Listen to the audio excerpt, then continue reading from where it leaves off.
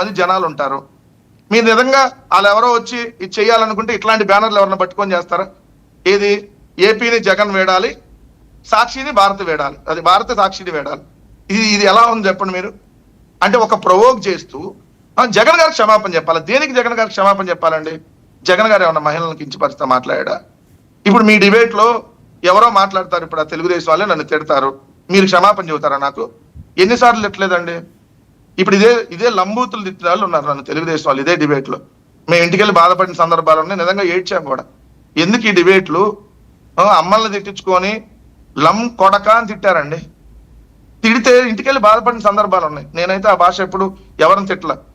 నేను మీ బతుకులేంటో తెలుసు, ఇట్లాంటి వరకే ఏమన్నా మాట్లాడాము కానీ ఏ రోజు అమ్మలని ఇట్లా తిట్ల. నన్ను ఇదే తెలుగుదేశం జనసేన వాళ్ళు 5 సంవత్సరాలు మేము అధికారంలో ఉన్నప్పుడు తిట్టారు వర్మ గారు. నిజంగా బాధతో చెప్తున్నా, ఇంటికెళ్ళి బాధపడి ఏడ్చిన రోజులు ఉన్నాయి. మనం ఇలా డిబేట్కి రాకపోతే మన అమ్మల్ని తిట్టేవాళ్ళు కాదు కదా అని. మరి దానికి మీరు అని మీ యాజమాన్య క్షమాపణ చెప్పమని నేను అడిగానా? ఇది కాదు కదా. ఎవరో ఒక జర్నలిస్ట్ చెప్పాడు, అది తప్పు, అసలు ఆ మాటే మనం వాడొద్దు. అతను ఒక్కసారి చెబితే ఆ మాట ఒక్కసారి వాడితే లక్షల కోట్ల సార్లు వీళ్ళు వాడుతున్నారు, అది డాష్ రాజధాని అని. మనకు బుద్ధి ఉండాలి కదా వాడేవాడికి. ఆయన ఎవరో బుద్ధి లేకుండా మాట్లాడాడు. మీరు దాన్ని బ్యానర్లు పెట్టి మమ్మల్ని అట్టన్నారు ఇట్టన్నారు అంటే వెంకటరెడ్డి గారు ఒక విషయం ఇక్కడ ఆయన మీద ఇప్పుడు జగన్మోహన్ రెడ్డి గారి మీద ఈ రాళ్ళు లేదా చెప్పులు ఈ దాడి అనేది వేరే ఏమైనా కుట్ర భాగం ఉందా? ఎందుకంటే వైఎస్ఆర్సీపీ వల్ల కావాలని ఈ రకంగా చేసుకుంటున్నారని చెప్పి కొంతమంది వార్తల రూపంలో చెప్పేది, అక్కడ ఏం జరగలేదు, దాన్ని ఏదో మసిబూసి మారేడుగా చేస్తున్నారని. కాదండి, ఇప్పుడు చెప్పట్లా ఏం జరిగినా వైఎస్ఆర్సీపీ వాళ్ళు వచ్చి మా మీద దాడి చేసినా మేమే చేయించుకున్నాం అంటారు. ఎంత దుర్మార్గం సార్. అంటే ఆ బ్యానర్లు కట్టి మేమే జగన్ ఏపీని వేడాలి, సాక్షి బ్యాన్ మ్యాన్ అని మా వాళ్ళు ప్లకార్డులు పట్టుకుంటారా? మీరు చెప్పండి సార్.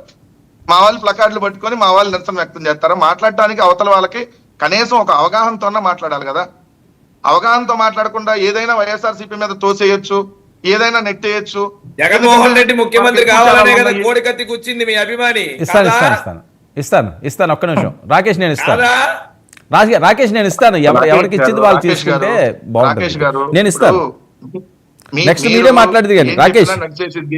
మీ అభిమాని గుచ్చాడు ఇట్లాంటి అంటే చంద్రబాబు నాయుడు గారు మరి అలిపిల్లో దాడి కూడా ఆయనకు నచ్చినటువంటి నక్సలైట్లతో చేయించుకున్నాడని నేను కూడా అనొచ్చుగా. ఆయన నచ్చినట్టు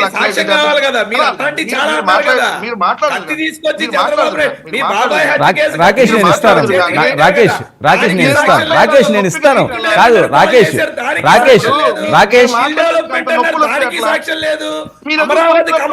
ఒక్క నిమిషం రాకేష్ ఒక్క నిమిషం రాకేష్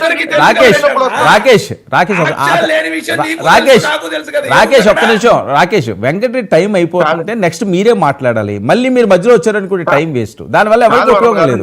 నేను కావాల్సినంత టైం ఇస్తాను, ముగ్గురే కదా ఉన్నారు, కావాల్సినంత టైం ఇస్తాను నేను. ఆయన ఏం మాట్లాడుతున్నారో మీరు నోట్ చేసుకోండి, నెక్స్ట్ మీరే మాట్లాడితే కానీ వెయిట్ క్రాస్ టాక్ చేయడం వల్ల టైం వేస్ట్.